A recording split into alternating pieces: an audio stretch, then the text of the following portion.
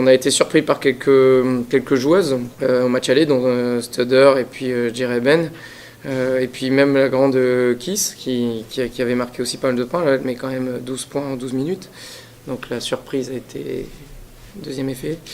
Voilà, mais globalement, on a bien ciblé McCall, on a bien ciblé Jovanovic qui nous avait fait mal aussi avec son 4 sur 4 à 3 points. On a bien ciblé Bishop, qui était quand même la meilleure marqueuse de Ligue féminine il y a 2 ans, et qui marque 3 points au match aller et 4 points au match retour. Donc voilà, c'est des joueuses qu'on connaissait, donc il y avait des plans anti-Bishop, il y avait des plans anti, voilà, mais pas des plans anti tout le monde, et on a été surpris. Voilà. Et puis le rebond offensif aussi, où on s'est fait démonter au match aller, avec un public aussi qui poussait. À chaque fois qu'il y avait un rebond offensif, on croyait qu'il y avait un but. Donc voilà, donc je suis content de la défense. Voilà. Après l'attaque, on a un groupe de qualité, tout le monde peut marquer. Voilà, on a une Magali Mendy en ce moment qui marche sur l'eau, mais puis qui profite de l'absence de Joanne Gomis. Donc se qualifier en ayant notre capitaine meilleure marqueuse de l'an dernier, fer de lance de l'an dernier qui n'est pas là, ça promet des belles choses quand elle va revenir. Ça me tenait vraiment à cœur de qualifier 4 fois d'affilée Villeneuve d'Ascq, sachant que c'est le record, sachant qu'il n'y a plus que 2 places l'année prochaine en fin de saison, sachant qu'il faut être soit vainqueur de la Coupe de France, soit champion de France, et sachant qu'il y a 4 équipes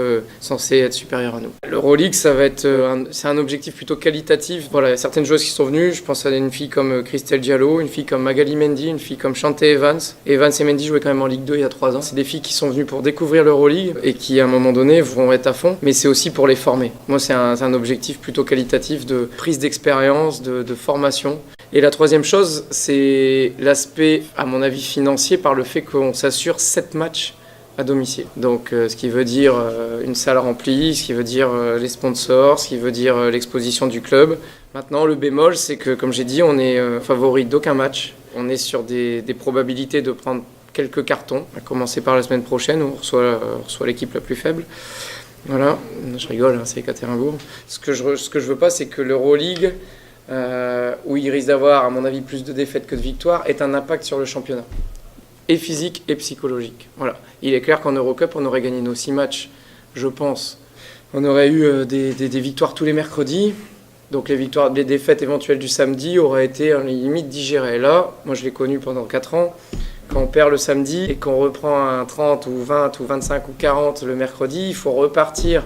Vous êtes en Russie avec des décalages horaires moins 35 degrés et qu'il faut repartir et vous avez un entraînement pour préparer le prochain match. Voilà, il va falloir être très fort. Mais j'ai tellement une équipe soudée cette année, j'ai tellement une équipe généreuse et puis qui s'entend très bien ensemble que ça me fait moins peur que les autres années.